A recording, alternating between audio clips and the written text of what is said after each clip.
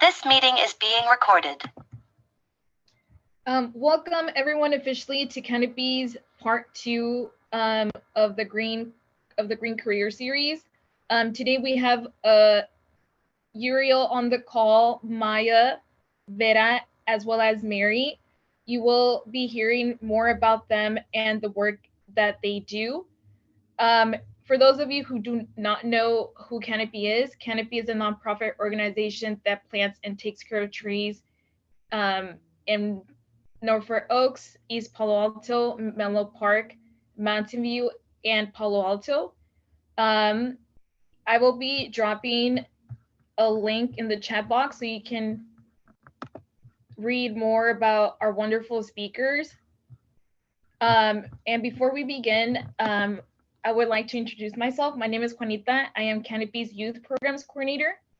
I will be co-hosting this session with. My name is Angel. I'm a TUF. I've been a TUF for about 1 year. I'm a sophomore at Eastside College Prep as well. Thank you. So with that being said, let's go ahead and jump into the first question. So the order will go Maya, Uriel, Mary, and then Vera. So this will be introductions. So did you see yourself on this path? If so, why or why not? Hi, everyone. I'm Maya Briones. I work for Canopy as the advocacy associate. And I've been at Canopy for almost 4 years. So I am one of those rare people that knew what I wanted to do by age 10 and stuck with it. I saw myself doing this work to an extent. I always knew I wanted to work with nature and the outdoors. I've often said that my dream when I was young was to be the Latina Steve Irwin. I just really wanted to work outside and with plants and animals. My bisabuela, or my great-grandmother on my mom's side, had a green thumb and a really beautiful garden that really piqued I have had a wild imagination as a kid, and I would run through that and have all these sorts of adventures. And I think that was a big part of me loving the outdoors. But my other grandparents as well, my abuelo, he would stare up at the sky, and I would always ask him, what are you looking at? And he would just kind of shrug and be like, whatever's out there. And I really love that. My parents really fostered that in me. So I always was sort of on this path. I also practice an earth-based religion, which also promotes sort of this kind of work. Yeah, thank you, Maya, for sharing. I think we can all agree that family culture and culture definitely influence our paths.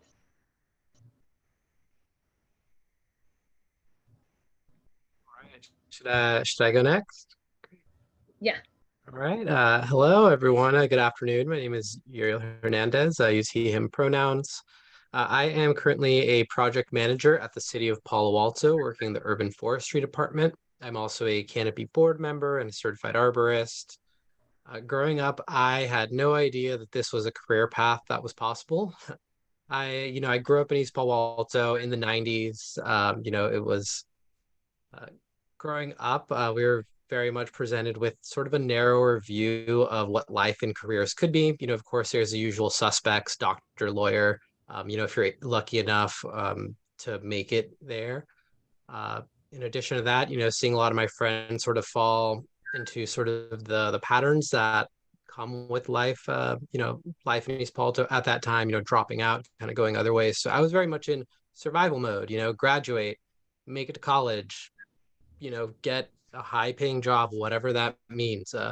Growing up, I thought that was architecture. I wanted to be an architect because that was a respectable job, but still allowed me to be creative, play with spaces, use my mind and do something exciting. I actually came upon this completely by accident, just volunteering.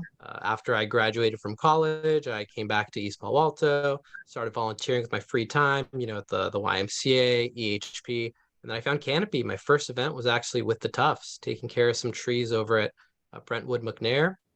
Just fell in love with urban forestry and haven't really looked back. So, my advice to young people would be to just try new things. You don't know that something's a possibility until you do, until you happen upon it. So, volunteer, strike up that conversation with a stranger, apply for the job, get yourself out there, try new things, even if it's scary, because you never know where it might lead and, what passion might spark from it.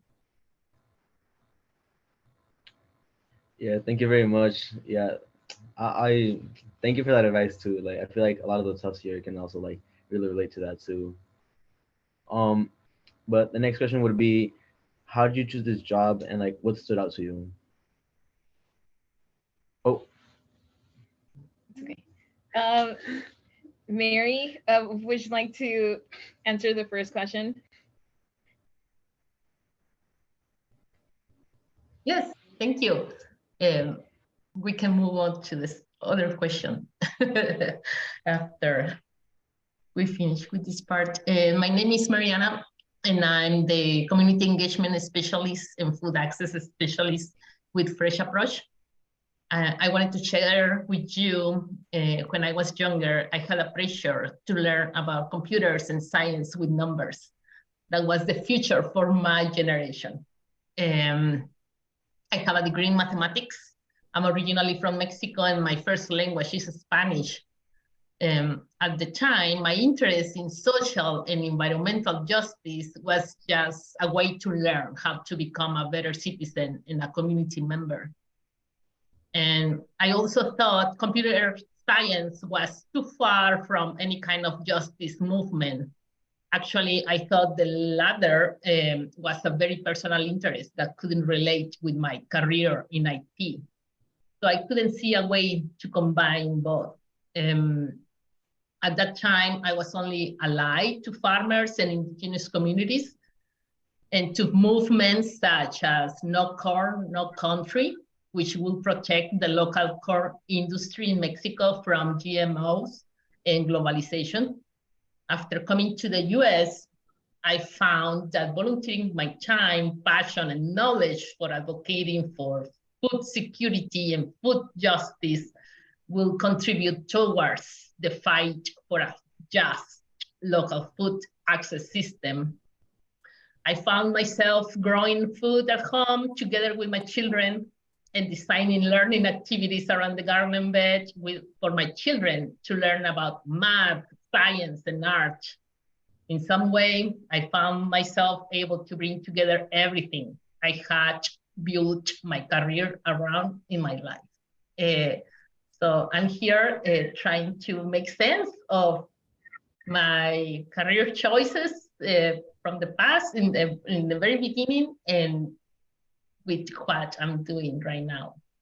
I am like Uriel, I wanted also to share with you a quote from an author and psychotherapist regarding what will something that can give you some hope if you are unsure about your future career. If you're unsure what career you want for your future, please have in mind that a job, even a great job or fantastic career, doesn't give your life meaning, at least not by itself.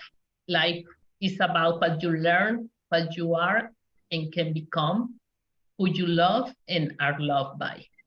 I'll put it in the chat box so you can read it. No, and thank you. I think many of us feel the same pressure of like having to know what we want to do. But I think that quote worded it perfectly in the sense that you just have to follow your heart or your gut. And then as you continue, slowly things will fall into place. So thank you. Lastly, Vera.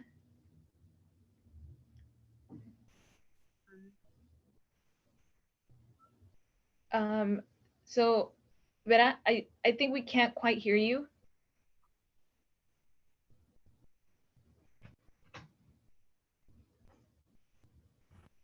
Can you hear me now?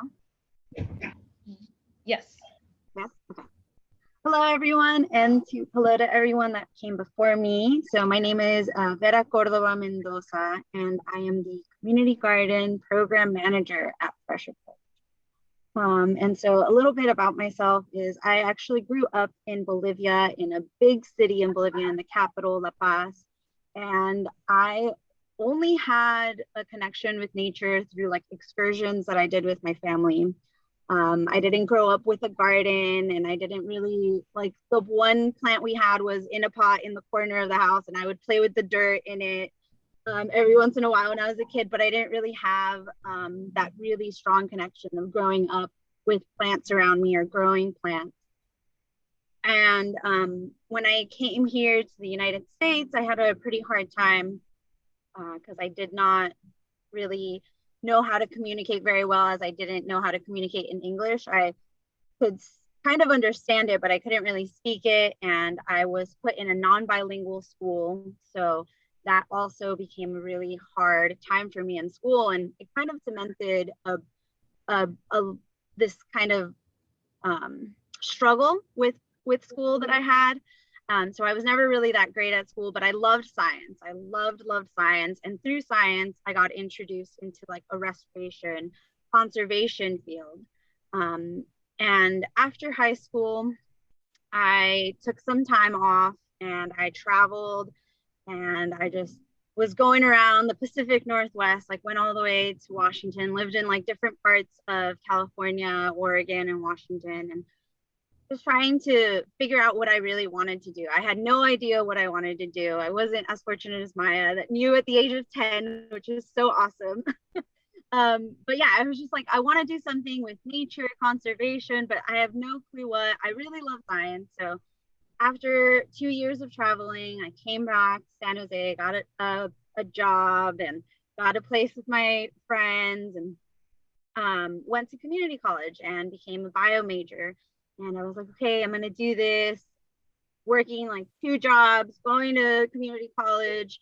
And I found out about this awesome AmeriCorps program that had to do with urban forestry. And I was like, okay, this seems really great. I love volunteering. Community service was always a really huge thing for me, even though, or even past the 20 hours per year that you have to do for high school. I did way more than that. I just really loved doing community service. And so seemed very much in my alleyway. I was like, okay, this is perfect. I'll take another year off of going to school, and I'll take it as like a learning opportunity. Just do these 11 months. And for those of you that don't know what AmeriCorps is, it's kind of like the Peace Corps, but it's just in America. So you can go to different cities all over the US and serve a term, and you get a stipend, and you get to learn about, that community, and you just get to give back to that community. It's a pretty great program. I would definitely suggest taking a look at it if you haven't already. But yeah, so I did this AmeriCorps program for 11 months. And afterwards, I fell in love with urban forestry, kind of just like Uriel. I was like, this is what I want to be doing for the rest of my life. Like, working with trees and plants, that's my niche. And so I did another term of AmeriCorps and became their lead propagator. So I was in the nursery, in the greenhouse, propagating little baby plants and sending them off to their forever homes. And it was just so rewarding. And through that, I became a program manager for that nonprofit. So that's the nonprofit that's located in San Jose. It's the our city forest. Oh my goodness, I forgot it. Yeah, our city forest. And I became a program manager there. And through that experience, I was able to become a certified arborist. So I'm also a certified arborist, and you can go a route of having school and then 1 year field experience, or like a degree, and then a 1 year field experience, or you can do 3 years field experience and then qualify to become a certified arborist. And you take an exam, and then you become a certified arborist. And so it's been a really great opportunity, at least what AmeriCorps was for me. And I echo what kind of Mariana and Uriel were saying about, putting yourself out there and trying it all. Because even when I was in community college, I went through so many different types of courses and classes and singing and art and auto mechanics, and just dip your toes into everything and see what really is going to stick with you. Yeah, thank you, Vera. I think I'm hearing an overall theme of like just try. It like you don't have to have it all figured out. You mentioned like doing internships or trying things or taking different classes, just to make sure that what you're doing is actually something that you actually like. With that, let's go into our second round of questions. So now we can move on to the second question. Second question is, how did you choose this job and what stood out to you? Are we going in the same order? Oh, yeah, we're in the same order. Okay. I realize I didn't answer the second part of the first question. So I'll just add that if you're feeling like, okay, just try, but like, I don't even know how to get to that point, I feel like taking the time to reflect and consider what brings you joy is a good starting place. Consider your strengths, your style of communication. Are you creative? Are you outgoing and like being around people? What kind of pace of work? Don't underplay yourself when you think about your strengths, but be realistic too, because you want to try things that are just a little bit outside of your comfort zone at first. It takes time to learn new skills, and there's going to be bumps in the road. But what's key is learning to cope with bumps in the road. So knowing yourself, I think, is really key when you're trying to find that future career path. To answer the second question, I chose this job. So I was going through a California naturalist certification, and I was working as an intern at San Mateo County Planning Department. This was post graduation with my bachelor's in environmental studies. And I met Natalie, who works at Canopy, and she overheard me talking about a tree project I was working on with the county, where I was looking at there's requirements with tree removals. So if you get a permit to remove a tree in the county, there's a condition in that permit says you have to replace it. And so I was checking up on folks, seeing if they were replacing, seeing if that policy was effective. And she suggested I apply. And I immediately was very excited because the job here at Canopy, it was a different job that I'm doing now. It was the community forestry coordinator. So working with the branching out program, East Palo Alto, Bellhaven, and North Fair Oaks tree planting events. And I saw it as a really great combination of my love of plants and the outdoors and also environmental justice, which I'm very passionate about. As an undergrad, even though my degree was in habitat restoration, I was part of a research lab that published a paper about, it was an environmental justice focused paper about access and quality and quantity and safety of green spaces in San Jose. So I was already very passionate about this, and I thought it was so exciting to have an opportunity to have a job that would have both of these passions of mine. I also felt like the balance of being outside, but also having some indoor work was really good. So that really excited me about Canopy. Everyone was very friendly right off the bat. That also I felt very like safe and welcomed during the interview process. And that was very telling to me. Sometimes you can tell, not saying first impressions are always correct, but sometimes you can tell, if folks are genuine. And I really felt that when I came to Canopy. I know you said pictures might be helpful. I collected some pictures, but I don't know if you want me to share them or not of my day-to-day work. Yeah? Okay.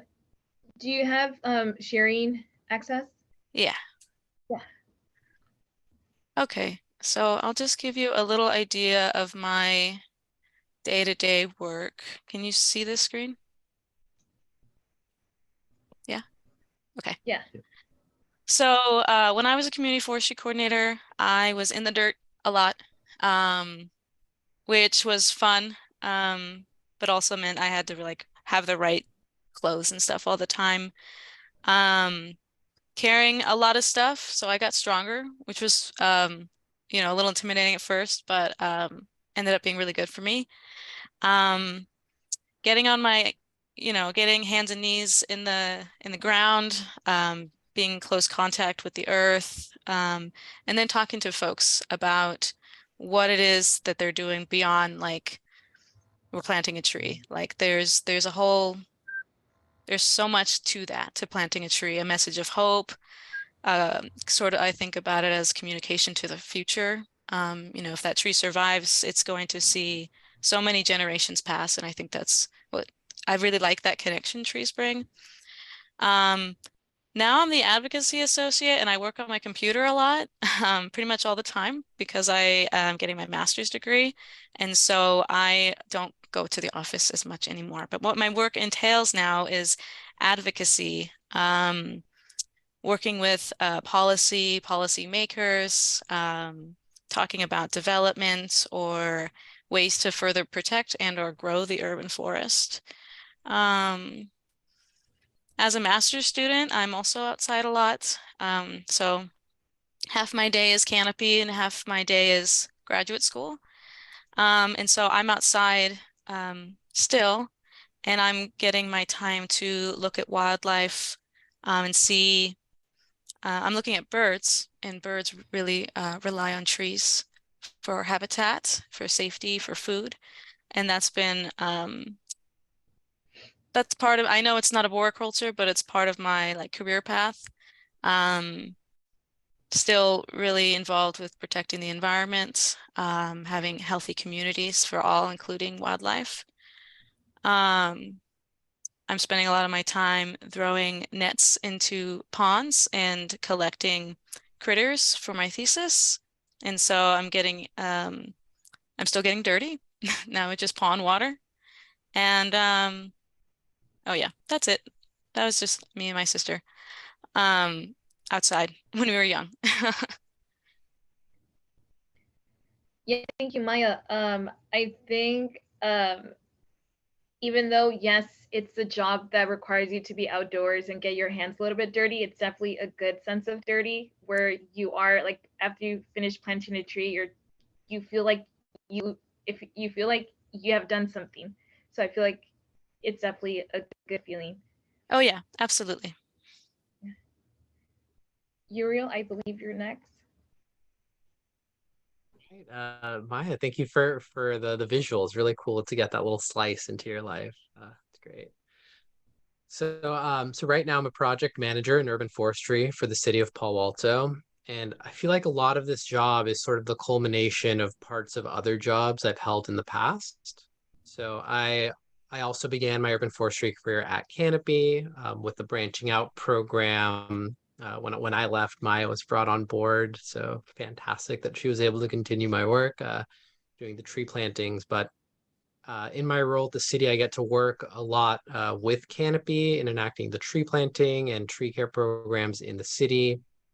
My day to day, every day is different, kind of depending on what's going on. I have I do a lot of work with policy, so updating, the tree ordinance stuff, how we manage that in the city, the trees and landscape technical manual.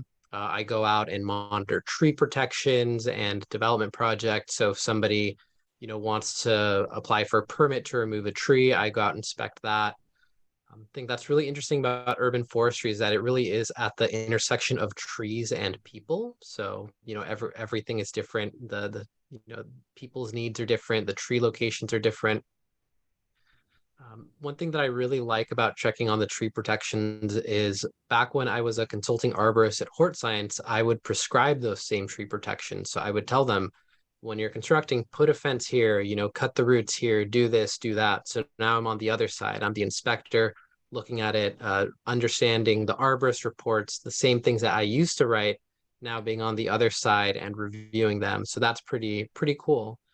Same thing, being on the other side and, working to make all the Canopy advocacy stuff actually into policy and making it happen is pretty cool. Prior to this, I had a bunch of different jobs. The most recent was working as a contractor with PG&E on their vegetation management stuff. So, walking power lines all over California, looking for like heritage trees, riparian trees, and kind of checking on the work that inspectors had done. That was really interesting work, and I'm able to bring some of that also to my current role, making sure that the city of Palo Alto properly manages their trees near power lines. Palo Alto is pretty interesting that they do all that stuff in-house. PG&E doesn't do it. The city of Palo Alto manages their own utilities. But there's a lot of exciting opportunity in arboriculture right now around that. PG&E has a lot of pre-inspectors, a lot of folks that are coming out into horticulture and arborist roles coming from that realm. Before that, I also worked at another nonprofit called the San Francisco Parks Alliance, where I helped community members and community groups organize to create and activate green spaces in their neighborhood. So, stuff like little parklets, movie nights in the parks, creating brand new parks and all sorts of cool things. I'm a big believer in sort of people power and, getting your community, gathering folks and making cool stuff happen. So, this is my first city job, which is different. I'm working for a municipality. I'm working for local government. My background is profits and a little bit in the private sector. The city, there's a lot of policies that we need to abide by. But, the day-to-day is good. And one thing that's very different with the city, at least in Palo Alto, is that we work a 9 schedule, which means that we work 9 hours a day. Most days, but we get every other Friday off. So every other weekend is a long weekend, which is pretty nice. That's pretty common for city jobs. So I think that's about it. But yeah, each day is different, especially when we have big weather events like the storm that just happened. After the New Year's Eve storm, when flooding was a really big concern, I was able to work with the city of East Palo Alto and the cities of Menlo Park on coordinating our storm responses around San Francisco Creek to prevent flooding. So that was pretty cool, being able to work with, the folks over at the city of EPA and then Jillian over at the city of Menlo Park to make sure that all together we were able to get some of those fallen trees out of the creek. So it's good, interesting, exciting work. Yeah, thank you for sharing. I agree with your statement of like people power, like people working together and like create something. I think that's really cool too, especially like when you're in contact with community. And yeah, I think it's really cool. And thank you for sharing like about how like your day to day is too. I found that really cool too. But yeah, if you like to continue, if you would like to continue, Mary. Thank you, Angel. Well, I can share with you that a normal work day for me would be connecting with communities, connecting with people, organizations, and encouraging them and in connecting with Fresh Approach and different programs that we have available for communities. It can be nutrition education classes or community gardening or the farmers market or the mobile farmers market that we have also where this is a truck that we use to bring food to communities, underserved communities. You would see me on Tuesdays driving this truck that would be loaded with fresh produce from local farmers markets. From local farmers. And this produce would be seasonal. That means that this food grows during the time that we are. Like, for example, this time of the year, right now, you are gonna find veggies and fruits that grow during the winter. So that is the seasonal fruit, food that you will find in our truck. And it's pretty awesome to do this work, at least for me. It really fits my soul to bring this fresh produce to communities and bring the truck to these areas where communities find hard to have access to this healthy food, and no, and also they will have access because the price of the fresh produce will be lower than in regular markets. Also, I wanted to share with you, I'm being with Fresh Approach for the last 4 months, and it has been opening other more opportunities for me to connect with communities in different ways. I was connecting with homes and communities before that by bringing garden beds to homes, so the families can learn and grow how to grow their own food in their communities or at home.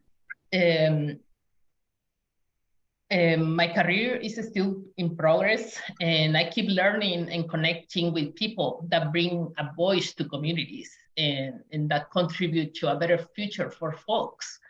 That is what inspires me the most. And so that I have decided to grow my career with that foundation. And I want you thinking, what foundation do you want for yours? I stopped working for the Silicon Valley IT jobs that I was having before making a home for myself and my family. So I took a break, 5 years break, and the pivot point in my life was during the pandemic. At that time, I already took a break from my Silicon Valley job. I decided to take care of myself and my family. I found myself with no community or a space for myself and my family where we could connect. I decided to create my own space, and I found it in gardening. I started connecting with my culture, my traditions, and my ideals, sharing with my children my story with food. I realized I was not the only one struggling with isolation. So I decided to start connecting with families and encouraging them to find in gardening a resource to discover the same thing I had. And so that started as just my own initiative. And now I'm here with Fresh Approach, working full time and just being happy. And I'm very, very happy right now. I hope you find that a path with a happy career. Thank you for sharing. Sorry, my I linked up, but yeah, thank you for sharing. It was really interesting to hear. Well, when I went to middle school, they'd always say that like food tasted better, like when it was like grown out, like it was freshly grown. And so hearing your story like really reminded me like when I used to like eat like freshly grown food, and it just took me back. But yeah, thank you again. Vera, would you like to continue? Yeah, thank you, Angel. Yeah, so for me, after the urban forestry job, I was looking around, and I, like Uriel was saying, there's a lot of different kind of areas in urban forestry now. And there's also like, you don't have to just be working with the trees themselves. There are so many different aspects in urban forestry. Like even if you like IT, like you can go into the IT of the urban forestry. You can go into the growing the trees, the managing of the trees, the cutting down of the trees, the inspection of the trees. There's so many different aspects in urban forestry. And so I was looking at a lot of different places, applying to the corporate places, applying to the nonprofits, applying to the private sector. So just looking at all these different places, and I was scrolling through Instagram one day and I saw that Fresh Approach was hiring, and I was like, oh, okay, I love community, I love food, I love bringing people together through food. I saw they had a great gardening program. I was like, okay, well, maybe I could help out with the garden. And so I applied to Fresh Approach. I had a middle school friend who was working here at the time, and I reached out to her and I was like, hey, do you think I'd be a good fit? Do you think like it would be good? And she was like, yeah, apply, send over your resume. So I became the food access coordinator. So I was doing what Mariana is doing now with connecting the farmers to the community.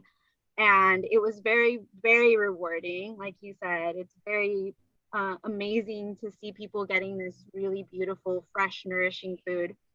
And through the Fresh Approach program, they were able to kind of expand in their gardening sector. And so I slowly started just getting my feet more and more into the gardening program. And then I became the garden specialist in January of 2022, became the program manager in August of 2022. But yeah, just kind of found that I not only love trees, but I also love growing plants and the growing food, vegetables.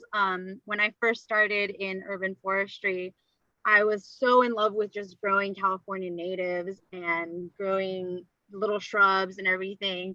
And I was like, other people can take care of my food. I'll grow all these baby trees and I'll grow all these like California native plants, and I'll have other people growing my food. And then as I started going more into gardening, I was like, oh wait, I am enjoying this so much. It's not really like a job at times when you're just out in the garden getting dirty. So as a program manager now, I am more behind the scenes, more doing reporting, kind of fiddling around through data and reporting back on all of the different grants we have and managing a budget and kind of having to be a little bit more in front of a screen. But I do still get to go outside and still get to go out and plant a garden. We do have like home garden installations we offer, so we can go out and take a garden bed out and we have to fill it out with soil, and we give them their little baby seedlings. And we still grow a lot of plants in our greenhouse, so I still have an avenue of being able to propagate and grow little baby plants. And for me, it's a job and it's a career, but so many times do I like have to step back and be like, wait, I'm actually getting paid to be learning about gardening and like working with plants. And it really like baffles my mind sometimes, how lucky I was to be able to find this career path and go through with it. Yeah, thank you, Vera. I think we have a lot of Gen Zs on this call. So, you know, I feel like you mentioned that you were scrolling on social media and you found this posting. So it does pay off to definitely follow orgs that you are interested, because more and more of these organizations are posting all these job openings. And yeah, just basically having a hybrid style of like working at the office, but also having kind of like the option of working from home. So thank you, Vera. I believe we have time for one more question before we open it up to our audience. So if all the speakers can maybe take 2 to 3 minutes to answer the following question. Let's go with Vera, Maya, Uriel, and then Mary, you can close us off. So basically the question will be, what does inclusion mean to you? Yeah, inclusion to me, I was pondering around this question a lot. I was like, what does it really mean to me? And I think inclusion to me means making sure that everyone has a seat at the table and that everyone or at least not everyone, but that you are actively listening to everyone and really kind of treating everyone with compassion and kindness, and remembering that everyone has this very long story behind them that we have no idea what that story is. So just remembering that, I think, is important. Thank you, Vera. You said me next, right? Yes, Maya. Okay. Yeah, same. I'm pondering this question a bit today. I think inclusion, I agree with Vera, what Vera just said, but I can add willingness and openness to new ideas and perspectives. People who are from different communities than mine that I can learn from. I think inclusion really requires that openness and willingness to listen and learn from others. I'm a mixed race person, and so I grew up with 4 very different cultures very prominently in my household. And sometimes I have a hard time with like my identity and like seeing where I fit in. But I really have to thank, my raising with all these cultures, because I learned a lot of different ways of thinking. I feel a lot of different perspectives and ways of doing things. And to me, that's what inclusion is making sure people's voices are heard, having different perspectives shared, sharing resources, hearing everybody's voice. Yeah, I agree. I feel like everyone has like always something to bring to the table, like all the time. Like no matter how small, no matter how big, everyone always has something to bring to the table and like always help out. Thank you for sharing. Uriel? Yeah, I definitely want to echo what Maya and Vera said. Definitely, including folks in the decision-making process. But I would say one thing that really stuck out to me and sort of my thoughts of inclusion is empowerment, making sure that people have power, the people that are affected by these decisions feel as though they actually have an ability to change things, influence the decision-making process, and actually have power. It's not just enough to invite them in for the conversation, give them a seat at the table, but really giving them the opportunity and ability to make an impact and change things. And that can be challenging. Yeah, as you said that, it reminded me of this quote or phrase of residents know best. Of yes, you might go in there and want to help out, but if you're not including residents' ideas or voices, then you're not, taking them into account.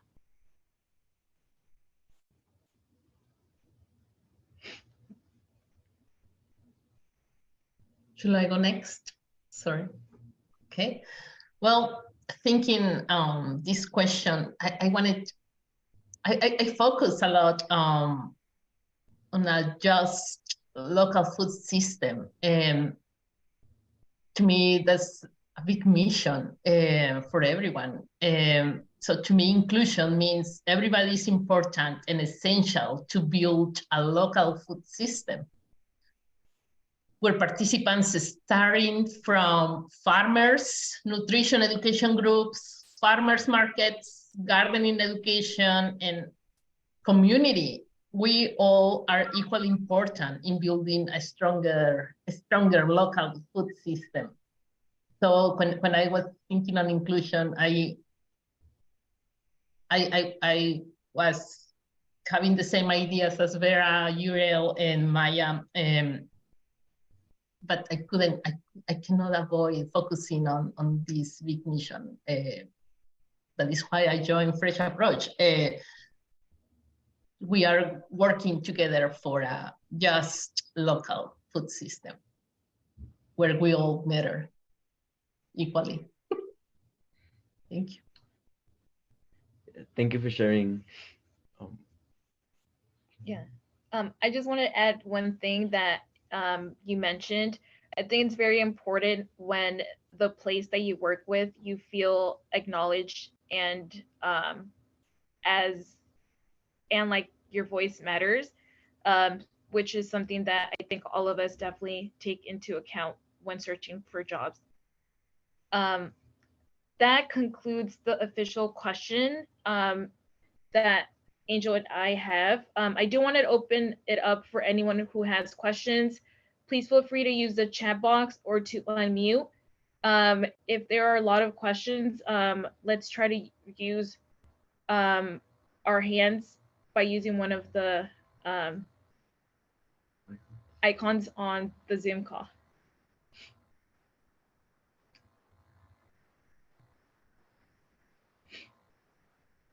You can either ask a question for every speaker, or if you have one for someone, please say their name.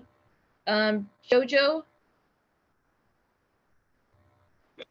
Yeah, I just wanted to ask, like, how do you guys like take care of yourselves, like, because I know you guys like are involved in a lot of work and with the community, and I know at times it could probably like, you know, make you lose track of like for yourself. So I'm just wondering, like, what do you do to take care of yourself?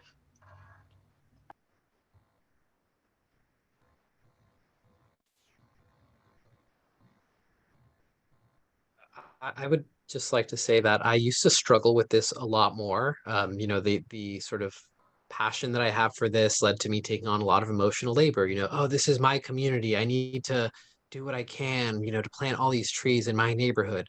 But over the years, just realizing that it's okay to take a break. It's okay to unplug. It's okay to say no and have boundaries. You know, this work, you know, will get done eventually. There's other people that care about it. It doesn't have to all fall on you. So in terms of ways that I do that, just making sure that I don't work too hard, check in with myself, say, hey, am I too tired to do this? Do I need a break? Do I need to rest? And then allowing myself to do that, to, you know, take time off and just check out. And it took me a while to admit that I needed to do that. I thought, oh no, I can do it all. I can do everything. I can work all the time, but that's not true. It's important to take time for yourself, rest, get some time in with friends, with loved ones, do the things that you like to do, you know, movies, music, just whatever helps you recharge. Yeah, I definitely agree with what Uriel said. There's a lot of emotional labor that goes into environmental justice work. And I mean, I'm still learning, I would say, how to cope with that, because there are days, sometimes weeks it's very heavy, when I would feel like I'm not making a difference, or that I don't have enough power to like make an impact. And that was always really hard. And when you're dealing with environmental justice, you're dealing with histories of cruelty, historic racism, and that in itself is really hard. And you see the results of that and people struggling, and that's really hard. So like Uriel said, you have to find a way to recharge yourself and keep up some level of hope. And if that means taking a break, like you can, there's other people that will carry it on. You don't have to do it forever. It took me a long time to decide that I would go back to school for an ecology master's, because I felt like I was abandoning my community. But I wanted to learn about some other things and take a little break in this way. Other things is I go to the gym, I stay active in other ways, make sure I'm moving. If I'm not resting, that I'm being active in different ways. I also try to keep a really strict bedtime and wake up time. I feel like that really sets me up for the day. So I read before bed, no computers, no screens. I feel like that helps me. That's a big jump in like recharging. If I don't do that, I feel pretty low still.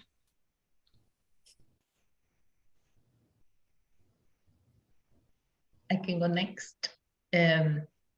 Mental health matters a lot, and if you, it's not easy for me to find the time to practice self-care, and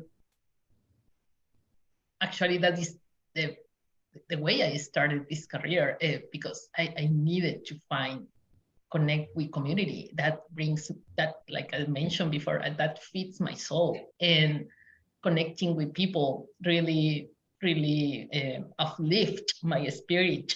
I have different roles in addition to my work. A partner to my husband, a mom to my two daughters, and making a home together is important. And it requires time and emotional energy. And the work that we are involved with, it also requires emotional energy. Connecting with communities is not, you are not talking to machines, you are talking to real people and with real struggles and real challenges. And you have to know your role in your community is just connecting with them. You are not a case manager, right? You are not you are not there to solve anybody's struggles. You are there to become a community to that person, just to connect with that person and together be a companion to each other in these struggles and find a solution together. It requires time, it requires energy, emotional energy, it requires resources. And so mental health it matters. It has to be the number one of our priorities. The way I take care of myself is gardening, is growing microgreens at home. And also my husband and I like to make bread, artisan bread. So that is the way we also connect with each other. And also I have a therapist, and if I'm lucky, I'm very, very lucky to have access to a therapist, a professional person that I can talk to. Thank you. And I'll kind of just echo what everyone was saying too.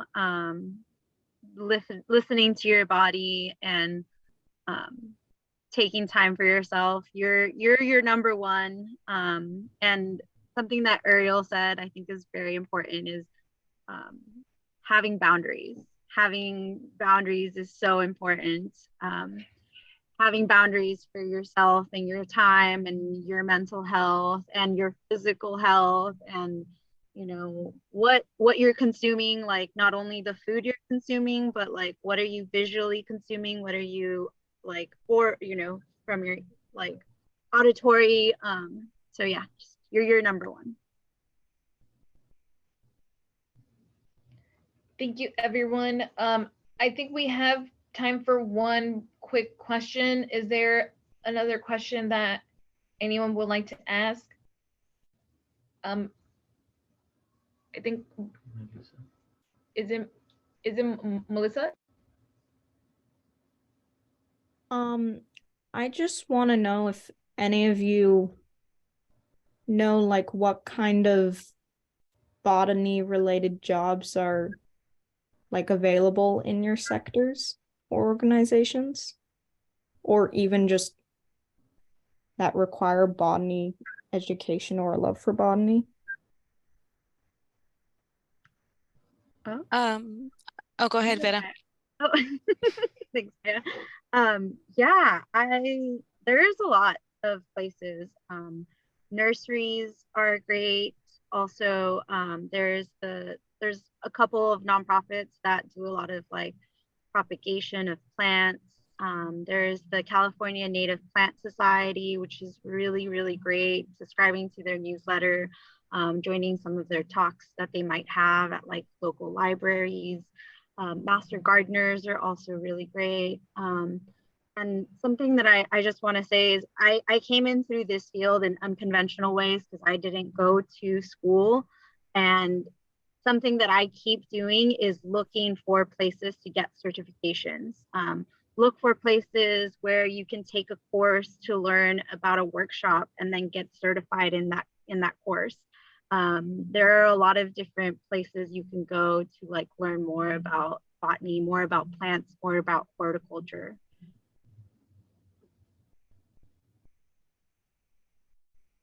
I'll just share some specific orgs that I know of. SFBBO, San Francisco Bay Bird Observatory. It sounds like it's just about birds, but they have a whole nursery and they propagate plants because they do restoration. Grassroots Ecology, it's a nonprofit that has their own nursery that propagates and requires botany training. And there's even like at universities in biology departments, there are they're huge storage of all their plants. And so lab managers, that's also a place to look.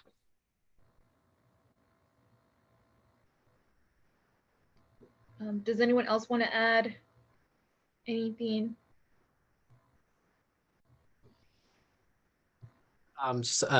You could also utilize that in treating or assessing diseases in arboriculture. If trees are coming down with pathogens or have diseases, botany is super helpful for that. The sort of the more science elements of horticulture are incredibly important. At the city, we have lots of folks in sort of the parks department and in urban forestry that help us manage the health of the trees, and they definitely have a botany background rather than a production or pruning or other sort of background in horticulture. There's lots of different elements to urban forestry, and yeah, botany definitely one of them. Yeah, thank you. Before we close this session, I do want to share that Canopy. I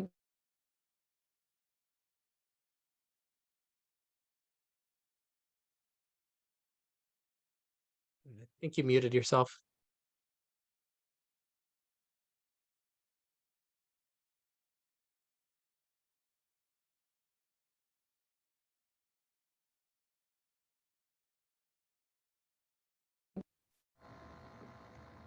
Sorry, for some reason, when I share, it doesn't allow us to talk.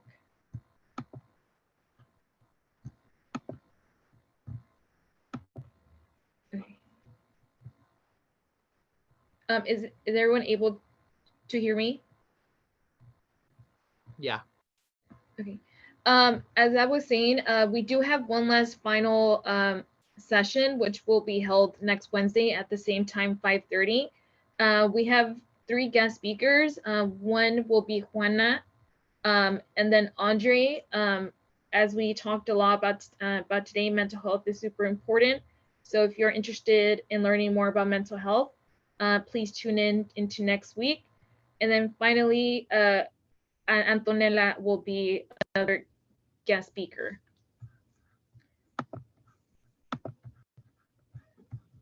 So thank you once again, Uriel, Maya, Vera, and Mary. I think I can speak on behalf of everyone that I learned a lot. And thank you so much for bringing your stories with us. Thank you. Thank you, everyone.